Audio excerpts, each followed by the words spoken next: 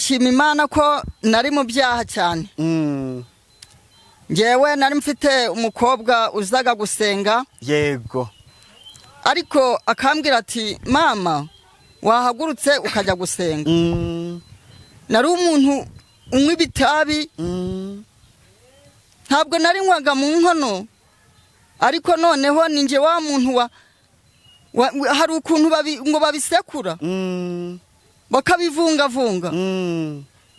Ubwo ninjye wari umaze kumutoza abandi uko bari baranyigishije ngo uko babikora ubwo rwose mukobwa wanjye atari ko mama none kudaruciragura ikibambasi kikaba umukara none waje uraje tukasejya gusenga ibyo ukabivamo nkica amatwi ariko igihe cyarageze numva ko nshaka gusanga Kristo. Yego. Ubwo umukobwa ati mama ejo turaja gusenga mbabarira uve mu byaha. Nanjye navuga ntiye mukobwa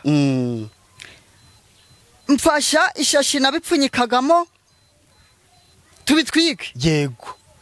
Yose ishashi aho ibikagira twitwike. Umwana aramfashije ibishashi turabitwika. Ubwo ndaharura ku kibambasa ndahabaye umukara birananira fata amazi ndahoza. Buraca tuja gusenga niho nakiriye agakiza. Imana nayo iranyumva. Yego. Agakiza ngashikamaho none ntacyo nayiburanye. Saizi ndambaye iri kunyambika. Saizi iri kungaburira. Imana ntacyo nayishinja.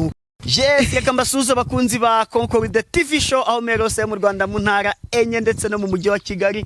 Abari mu mahanga mwumva ikinyarwanda ndabasuhuje. Imana amahoro nibane namwe kandi bahe umugisha nk'ibisanzwe ndihatuma Imana Concord reka mfate umwanya ngushimire we wakanze subscribe kadushyigikira tukatuka umuryango mugari nawe ugiye kubona iki kiganiro bwa mbere ukurikiranye channel yacu channel y'umugisha ndagusabye ngo kande subscribe. Nanjye nabasezeranije yuko ngomba kubamara irungu niyo mpamvu mba nagiye kureba abakozi b'Imana. Uyu munsi ndi kumwe n'umuhanuzi wacu Mukeshimana Julienne eka musabe adusuhuze. Murakoze cyane amahoro y'Imana bane namwe. Ndabasuhuje abakunzi bacu akunda Concord TV show cyangwa se Hinduka official na Julienne mumeze muti? Turaho. Tumaze iminsi tudaherukana. Ariko nejejwe n'Imana mu mutima kuko ngiye kuduteranya turi umuryango mugari ungana gucya.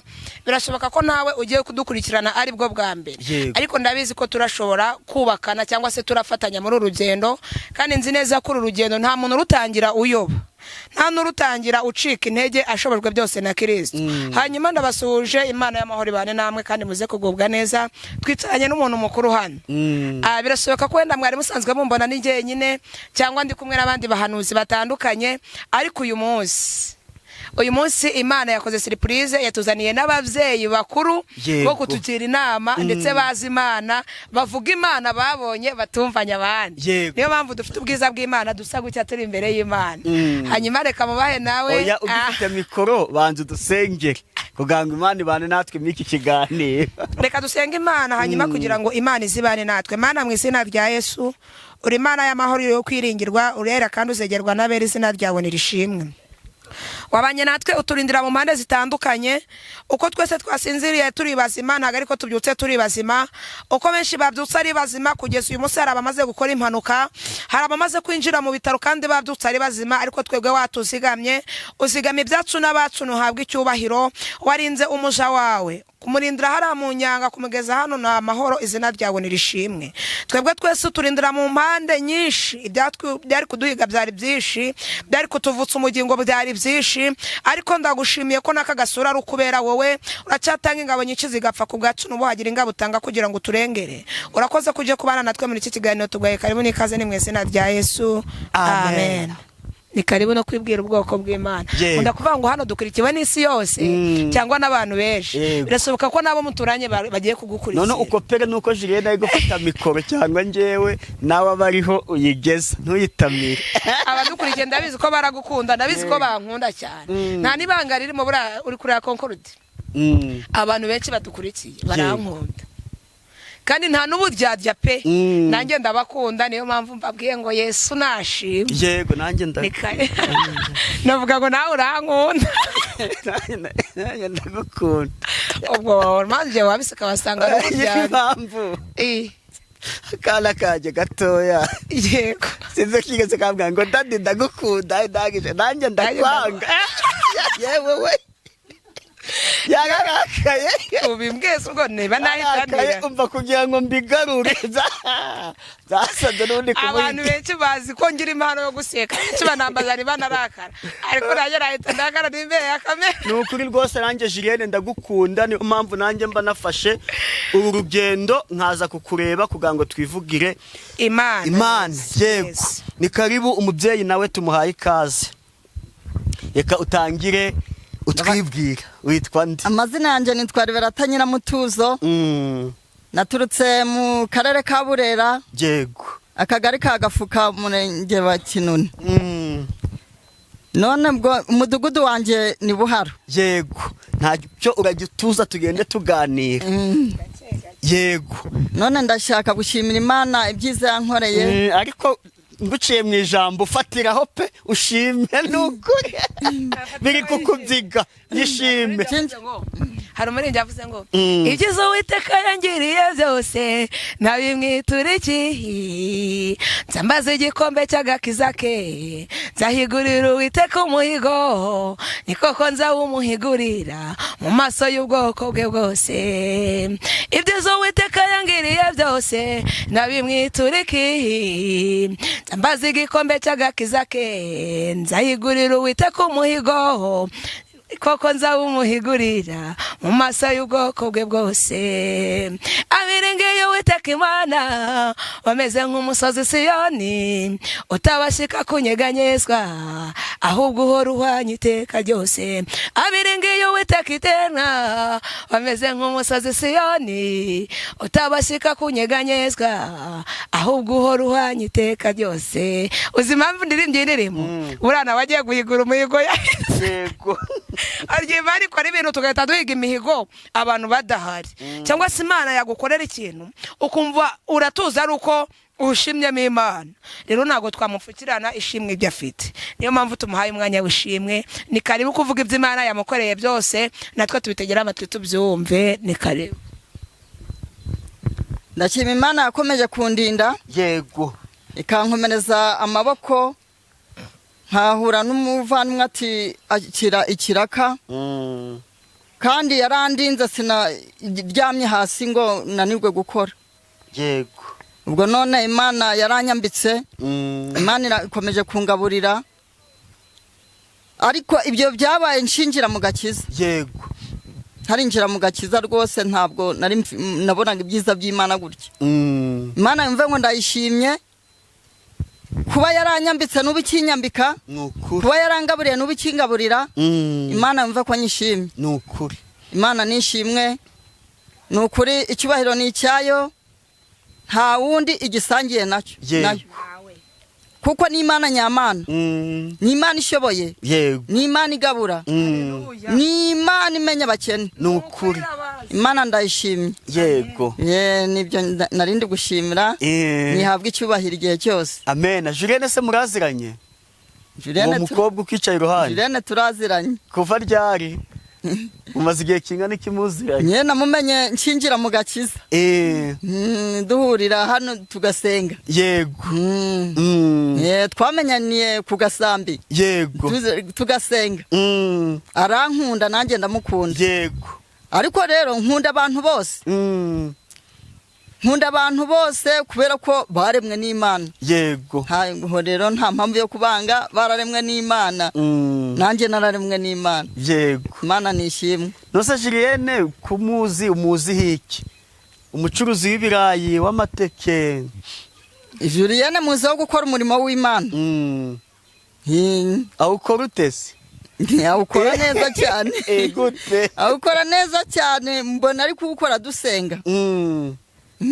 ubona se afite izihe mpano? afite impano ikomeye. iyihe? iyihe? afite impano yo kwerekwa. hari ibyo yigeze yerekwa byawe se? ni byinshi ni byinshi ntabyo wibuka? reka mwunganire muri makeya. ashobora kuba yagize isoni ariko mu by'ukuri nk'uko yavuze ngo arankunda ndabizi kandi yaranabinyeretse ko ankunda kandi nanjye narabikweretse ko ngukunda. uyu mubyeyi twahuye ari umuntu urushye kandi uremerewe cyane. yari wa muntu wari warabaswe n'ibyaha cyangwa se n'itabi, ataramenya inzira z'agakiza. ariko turashimira Yesu. nasomye ijambo ry'Imana arambwira ngo ikunda umunyabyaha ariko ikanga icyaha. yari wa muntu unywa itabi mu rwego rwo hejuru. ubwo nawe ari hano wenda yaragize nk'ubwoba niko none yishatse kumutinyura. ni nayo mpamvu yavuze ati nshaka gushima Imana kubw'ibitangaza yakuretse gato nsobanure neza batagira ngo uri kwizimba mu magambo. yambwiye ati nshaka nyine gushima Imana.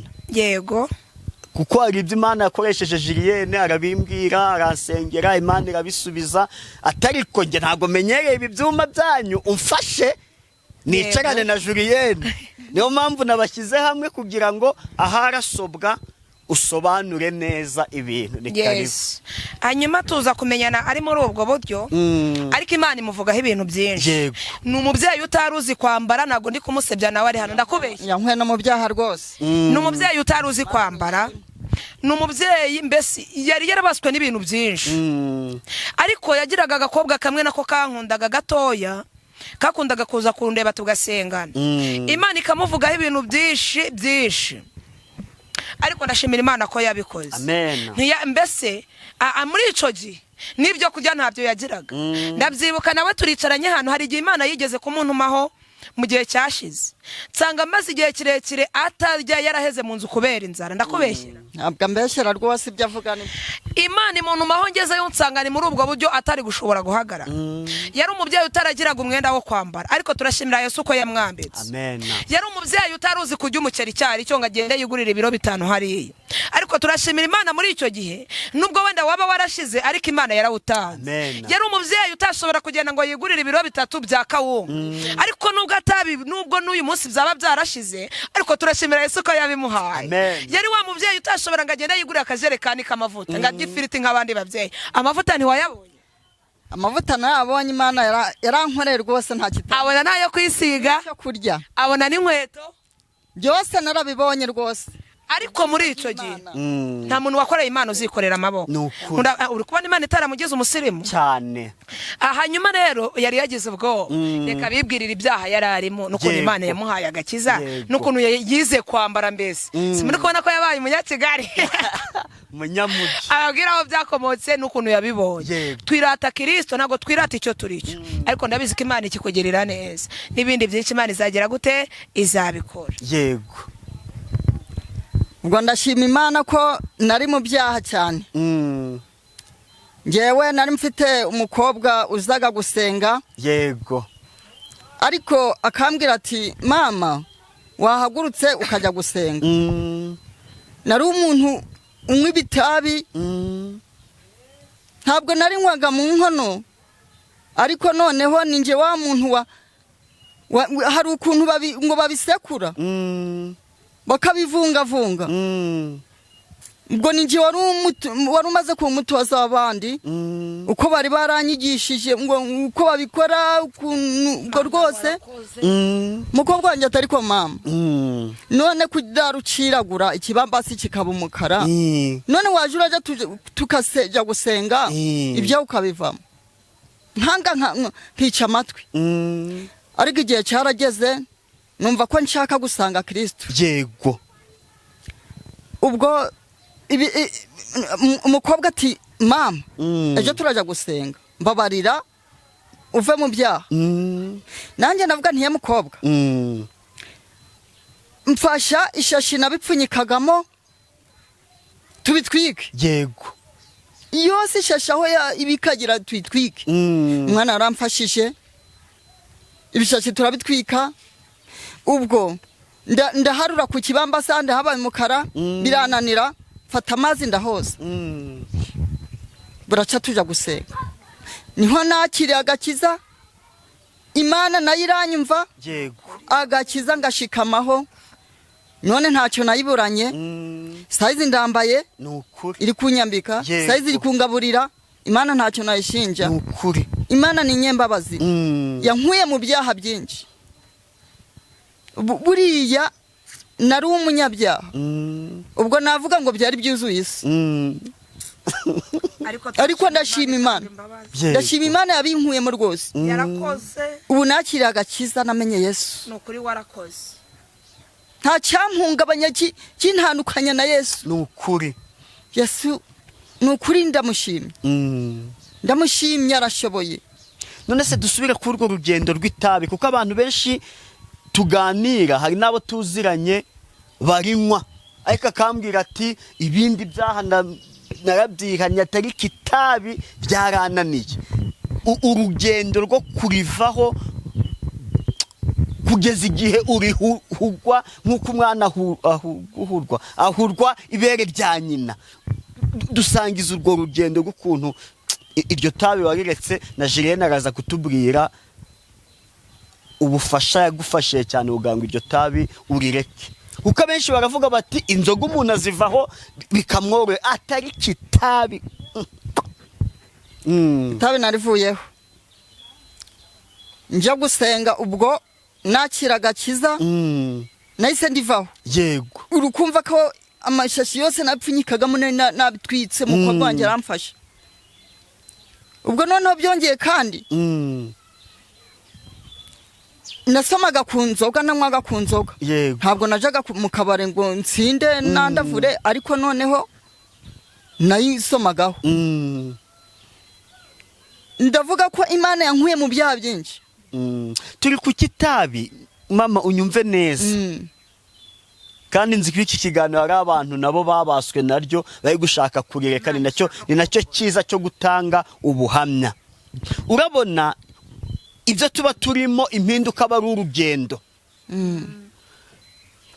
Warabitaye icyo gihe uhita uzinukwa, cyangwa hari atwasigaye nyuma urongera umara nk'iminsi ngahe gutyo ukajya ugabanya gake gake, tugira ngo dusangize urwo rugendo neza ukuntu waje kurizinukwa burundu.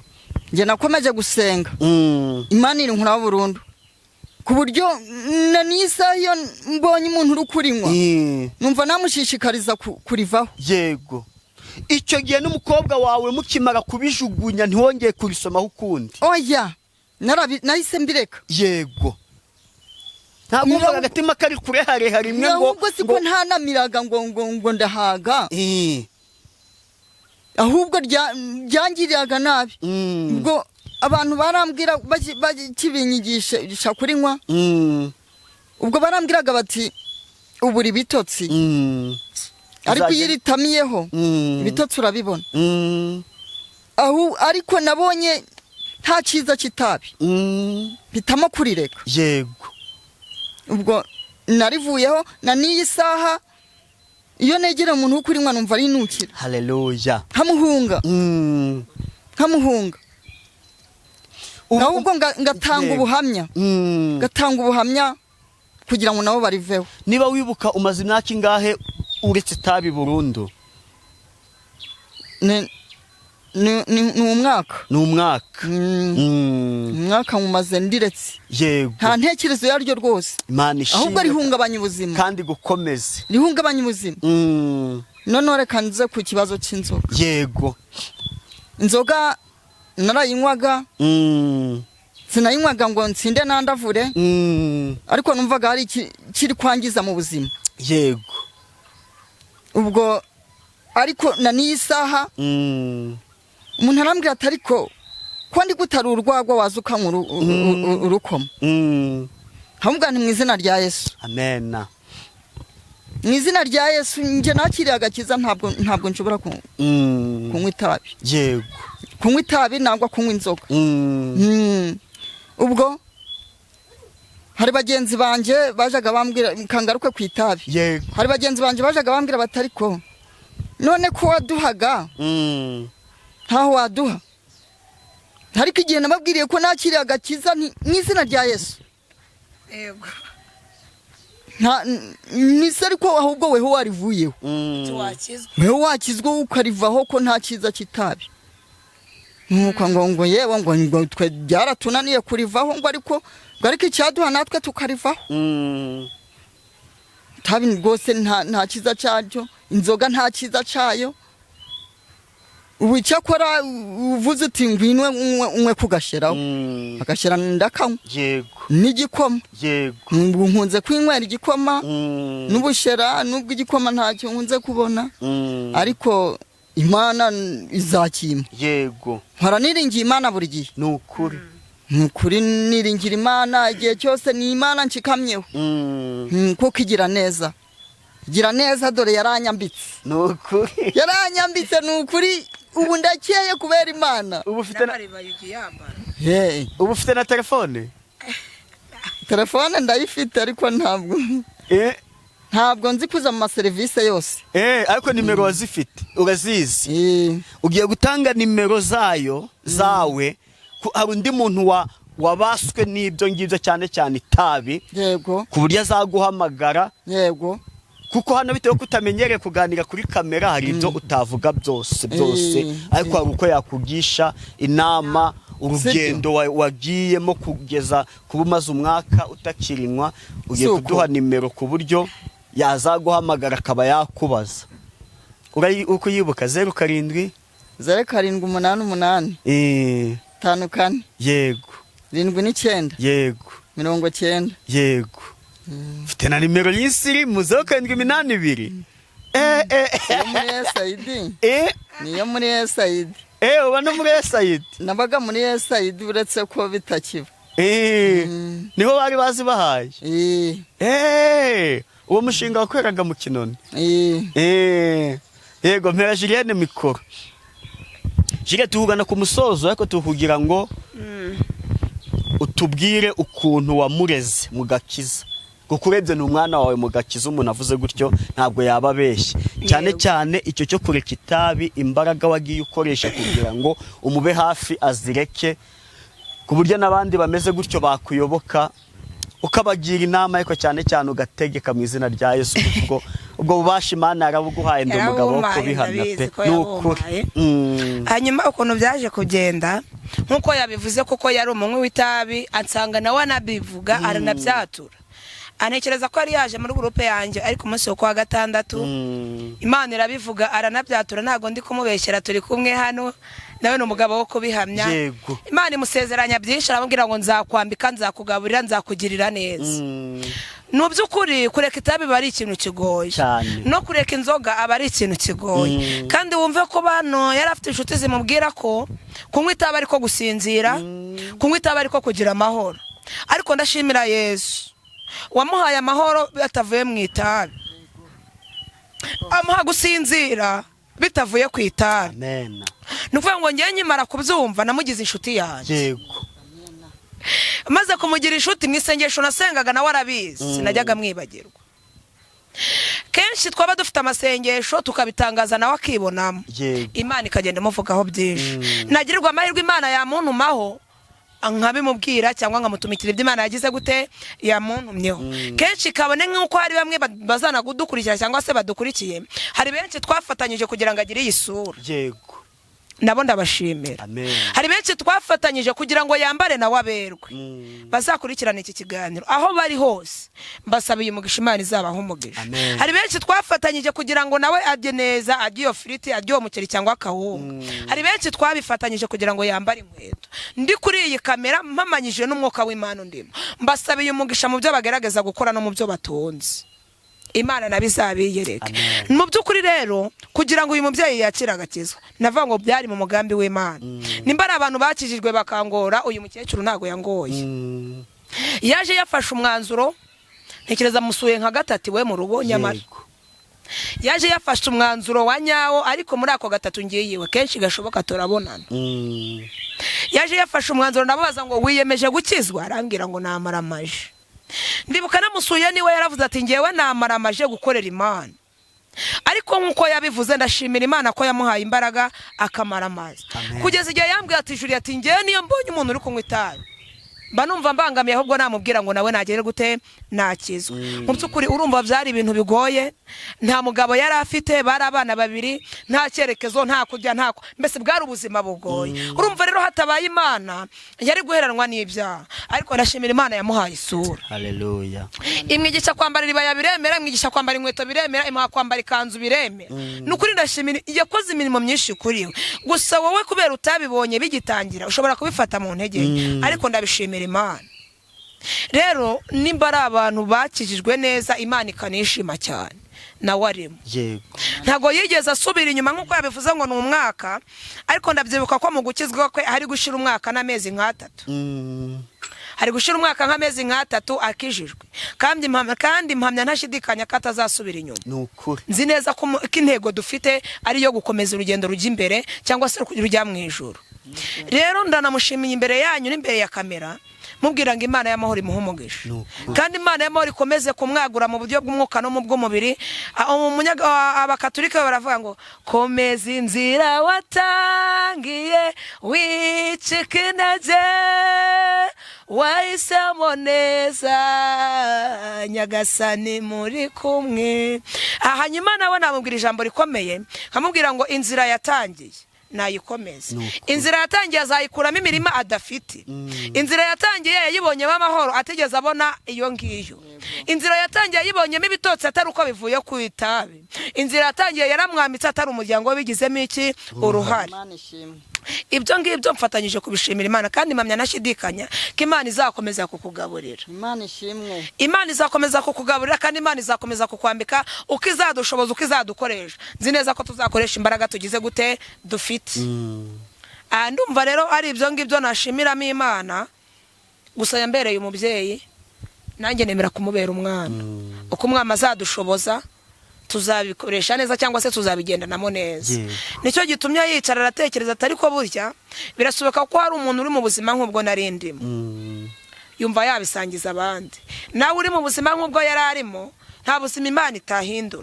Buraya ashobora kuba yabihereye hagati, yazengurutse mu Mutara, azenguruka Uganda, ariko Imana yari izi kazaba hehe mu Rwanda. Imana ishimwe. Rero Imana yakoze imirimo myinshi, nzi neza ko izakora n'ibindi. Nukuri. Imana ibaha umugisha, kandi nawe Imana iguha umugisha. Yego. Reka nawe utange nimero, undi waba ukeneye ubujyanama, kuba wamugira inama y'ukuntu yava mu byaha, azaguhamagare, ubundi usenge n'isengesho ryo gusenga uvuga ngo Imana idukomeze, idukomereze n'umuvandimwe. Ariko wibagiwe akantu. Wibagiwe ko yakubwiye ngo afite impano yo kubyina. Oya, tuzabyina ubutaha. Tuzabyina ubutaha, hari n'akantu twazanye. Okay, kadutange nimero hanyuma twisengera. Tuzabyiniriwe. Igihe tuzatwamusuye inkokora zikurebe. Ishimye nukuri. Nimero ya Julienne ni 0782455519. Yego. 0782455519. Imana y'amahoro ibahe umugisha, mugubwe neza, murakoze. Dusengere dusoze. Mana mu izina rya Yesu, uri Imana ivuga bikaba, wategeka bigakomera. Ndagushimiye ko abanye natwe turi muri iki kiganiro, sozanyije natwe turi amahoro, izina ryawe nirishimwe. Ndagushimiye ko uyu mubyeyi wamurengeye ukamuha agakiza nta kiguzi atanze, bari baraheze mu byaha ariko wowe ubimukuramo. Izina ryawe nirishimwe. Muri ibyo yaravuze ngo ndagushimye kuko wankuye mu magana menshi y'abanyabyaha, natwe hari aho wadukuye tutari kwikura. Nicyo gitumye tuvuga ngo nuhabwe icyubahiro. Hari n'abadukurikiye bari muri ubwo buzima, ariko nunyemere nabo bahindurira amateka ndetse n'ubuzima, kugira ngo izina ryawe rikomeze guhabwa icyubahiro. Ari dukurikiye no muye kugubwa neza, uri muri ubwo buzima muhaga kiza, ufite n'ikindi kibazo haze kwifuza kwe, uri mu buzima bw'amanege kumuha ubuzima buzima. Senze Imana mbyizeye mu izina rya Yesu.